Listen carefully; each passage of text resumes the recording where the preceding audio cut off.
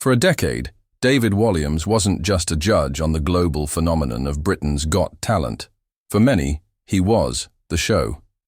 He was the court jester to Simon Cowell's cynical king, a fan favorite whose goofy antics and flamboyant entrances became as much a part of BGT as the tear-jerking auditions. He sat on that panel for 10 years, a fixture of British television, a celebrated children's author, and a man who seemed completely untouchable. But then, in November 2022, it all came to a sudden and shocking end. The laughter stopped, the curtain fell, and the king of comedy was dethroned. What we're about to show you are the leaked recordings that were never, ever meant to see the light of day. These weren't just off-color jokes. They were derogatory and explicit comments that would cost him his job, tarnish his legacy, and lead to his final goodbye from the judge's chair. This is the story of how David Walliams was effectively banished from the show that made him a household name. We'll dissect the words he said, explore the corporate fallout, and uncover the high-stakes legal battle that followed. A battle that involved claims of profound psychiatric harm and suicidal thoughts. This wasn't just a resignation. It was a quiet execution, carried out in the court of public opinion, and it all started with a hot mic and words he thought were private. To really get why David Walliams's fall from grace was so huge, you have to understand just how high he was flying. When he joined the Britain's Got Talent judging panel in 2012, he brought this unique brand of chaotic, campy, and quintessentially British humor that instantly shook up the format. The show, already a ratings giant, found a whole new energy. Walliams was the perfect foil to the show's creator and notoriously hard-to-please head judge, Simon Cowell. Their on-screen chemistry was a masterclass. It was a bromance, a rivalry, a constant push and pull that audiences couldn't get enough of. Walliams would flounce onto the stage, plop himself on Simon's lap, and relentlessly poke fun at his ego, his teeth, and his high-waisted trousers. Cowell, in turn, would roll his eyes and feign annoyance, but you could always spot a smirk. It was a pantomime of power and affection, and the public absolutely adored it. For 10 years, that dynamic was the engine that powered the show's popularity. Walliams carved out a persona as the people's judge. He was the one who seemed to genuinely champion the weird and the wonderful. While other judges might hit the buzzer on an eccentric act, Walliams would often be on his feet, clapping with glee. He had a soft spot for the underdogs, the gloriously untalented, and the outrageously bizarre, which endeared him to millions. He felt like a friend on the inside who was on the audience's side. Beyond the show, his star was brighter than ever. He was, and still is, one of the world's most successful children's authors, with book sales topping 50 million copies. He was a national treasure in the making. A man who could entertain kids with whimsical stories by day and trade witty barbs on primetime TV by night. He swam the River Thames for charity, cementing his place in the public's heart. His position seemed untouchable. The idea that he could ever be fired was just unthinkable. He was the life of the party, the soul of the show.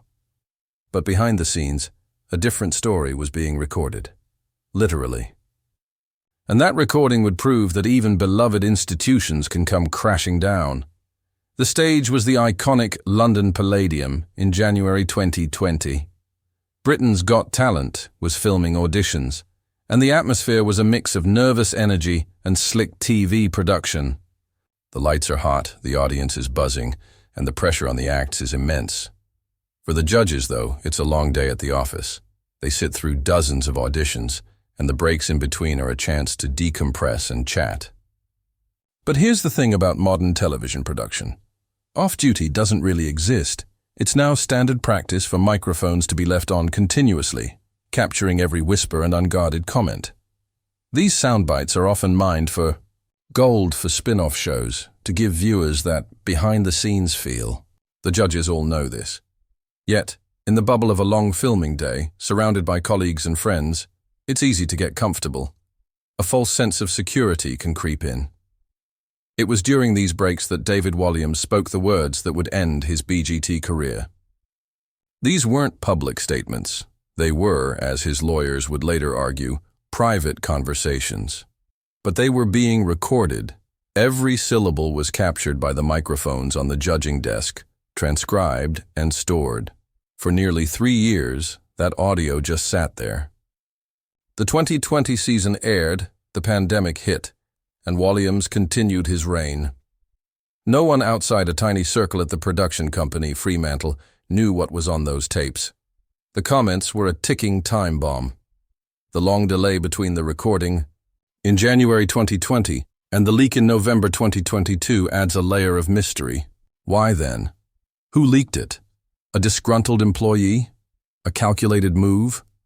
We still don't know the answer, but the effect was devastating. When the transcript was finally handed to journalists at The Guardian, the facade of the happy-go-lucky judge was about to be shattered for good. When The Guardian published its exposé in November 2022, the details were brutal. The transcript of the leaked recordings wasn't a case of a simple joke taken out of context. The language was vulgar, derogatory, and aimed squarely at 2 contestants who had just been on stage. The first incident involved an older male pensioner who had engaged in some light-hearted banter with the judges. After the audition was over, Walliams's true feelings were caught on the hot mic. The transcript revealed he called the elderly contestant a cunt 3 separate times. The raw cruelty of the word, repeated for emphasis, was shocking. This wasn't the playful banter viewers saw. This was just mean.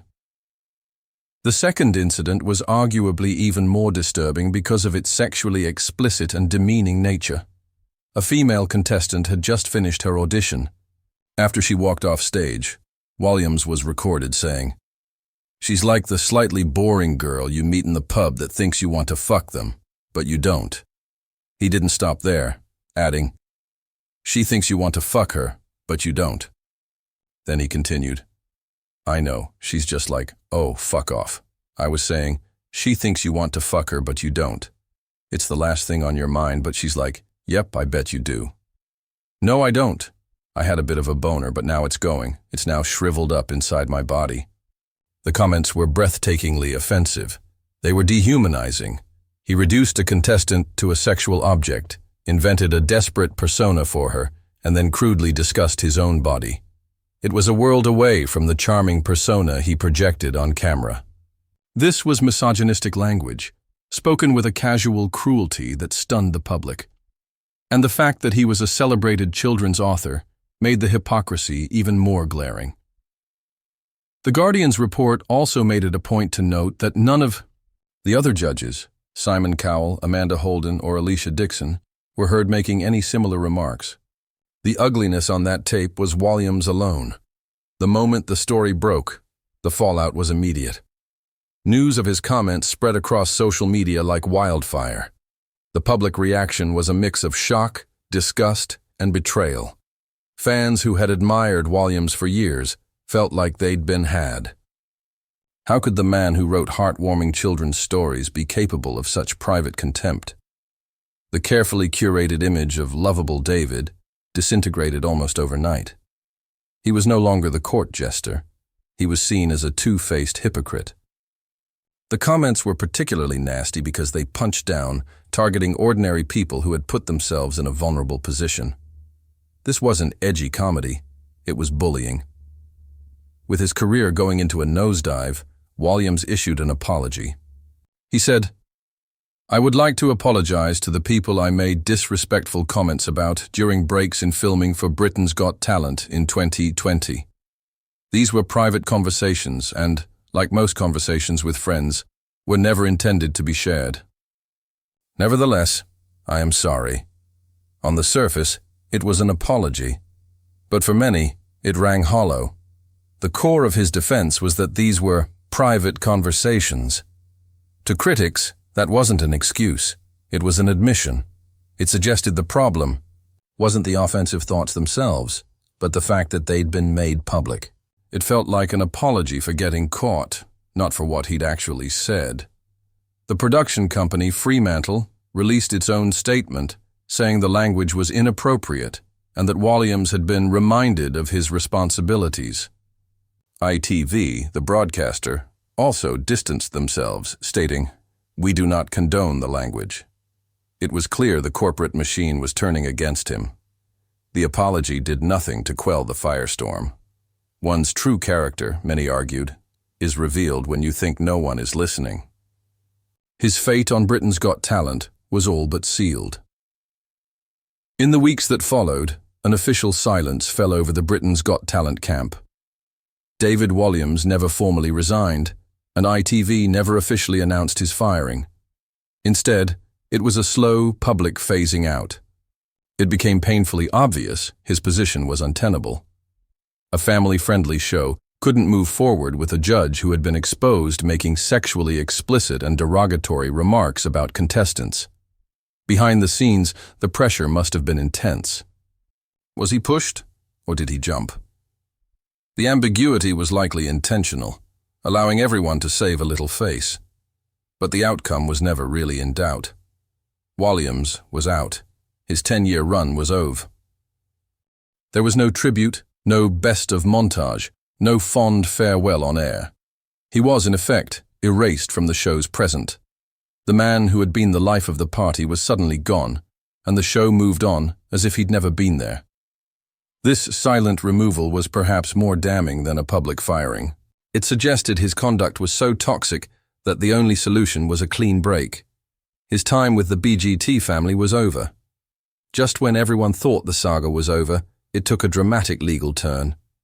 In September 2023, David Walliams filed a lawsuit against the production company Fremantle in London's High Court. This wasn't the move of a man accepting his fate. This was a counterattack, and the lawsuit painted a picture of conspiracy, deep personal suffering, and a massive breach of trust. The suit was filed for misuse of private information and breaches of data protection laws. Walliams's legal team argued that Fremantle had illegally recorded and transcribed his private conversations for a decade. The court documents revealed the shocking claim that his microphone was kept on and recording throughout entire filming days, including during personal breaks. His lawyers claimed this amounted to a jaw-dropping 1,700 hours of secretly captured audio. The lawsuit alleged these recordings included not just the offensive remarks, but also deeply personal conversations about his struggles with food addiction, the death of his father, and his divorce. The lawsuit then detailed the devastating impact of the leak. The court filings claimed the scandal had caused Walliams psychiatric harm, leading to active suicidal thoughts. A psychiatrist's report stated that he was plagued by uncontrollable negative thoughts. The suit also claimed massive financial losses, with his earnings allegedly plummeting from $3.7 million in 2022 to just over $100,000 in the first half of 2023. His lawyers argued that the scandal had crippled his ability to be a comedian, stating he had lost the ability to be spontaneous or edgy, to be funny. Perhaps the most explosive claim was that Fremantle was allegedly fully aware of the comments when they offered him a new contract, only to withdraw it after the story broke. This suggested the company was fine with his behavior in private, but ran for the hills the moment it became a PR problem. The stage was set for a bitter and incredibly public legal battle. The prospect of a messy high court battle, one that would have kept the scandal in the news for months, was clearly not something Fremantle wanted. In late November 2023, just 2 months after the lawsuit was filed, news broke that a settlement had been reached. The public war was over, concluded with a private peace treaty. In a stunning move, Fremantle issued a public apology. The company said, "We are pleased that we have achieved an amicable resolution of this dispute with David. We are sincerely sorry that his private conversations when a judge on Britain's Got Talent were published, and the great distress this caused David." This was a major concession. They were apologizing for the leak and acknowledging the great distress it caused him. The statement continued, "We have reviewed our production practices. We have enjoyed a great relationship with David over many years and hope to have opportunities to work with him in the future." That last line about future work felt more like a polite, legally vetted platitude than a genuine job offer. But for Walliams, it was a form of vindication. The financial terms of the settlement were kept secret, but speculation was that the payout was substantial. By settling, Fremantle avoided the risk of a trial, uncovering even more damaging evidence about their production practices. While the legal case was resolved amicably, the damage to Walliams's public reputation wasn't so easily fixed. He had won his legal battle, but the words from the leaked transcript still lingered. The settlement closed the legal chapter, but the court of public opinion is a much harder one to win. The David Walliams scandal is a shocking look at what happens when the cameras are off, but the microphones are still on. But his is not the only story of a celebrity's fall from grace. If you are fascinated by the hidden world of behind-the-scenes drama and want more deep dives into celebrity revelations, make sure you hit that subscribe button and turn on notifications. You won't want to miss the stories we're uncovering next. While the Britain's Got Talent scandal was the event that torpedoed his primetime career, a closer look at David Walliams' history shows this wasn't exactly an isolated incident. For years, his comedy has drawn criticism for pushing boundaries, often into offensive territory. Long before the BGT leak, Walliams and his comedy partner Matt Lucas faced a reckoning over their most famous show, Little Britain. A massive hit in the early 2000s, it's since been widely criticized for its use of blackface and its reliance on crude stereotypes of disabled people, working-class individuals, and gay men. While popular at the time, it has aged incredibly poorly, and the show was eventually pulled from streaming services as cultural sensitivity shifted. His work as a children's author hasn't been immune to criticism either. Some of his books have been accused of fat-shaming and using lazy, offensive stereotypes. One story featuring a Chinese boy named Brian Wong, who was never wrong, was removed from a book after it was called out as a harmful racial caricature. Activist Jack Monroe famously described his books as Little Britain for kids, filled with horrific racism and classism. There have been other questionable incidents, too. During a live comedy gala in 2006, he performed a sketch that involved exposing another actor's genitals to the audience. These incidents, stretching back years, paint a more complex picture. They suggest the BGT comments weren't a complete aberration, but may be part of a longer history of using shock value and offensive stereotypes for comedic effect. His supporters might call it transgressive humor. His critics just see a pattern of punching down. The story of David Walliams' exit from Britain's Got Talent is a cautionary tale about fame, accountability, and the gap that can exist between a public persona and private behavior. For a decade, he was the lovable eccentric on one of the world's biggest TV shows. That image has been permanently complicated, if not entirely shattered. His legacy is now a fractured one. On one hand, he remains an incredibly successful author whose books continue to sell by the millions. He's shifted his focus away from the glare of primetime TV to writing and charity work. To his young fans, he is still the genius who wrote Gangsta Granny. On the other hand, his name is now forever linked to the scandal. The crude, misogynistic, and cruel words can't be unsaid.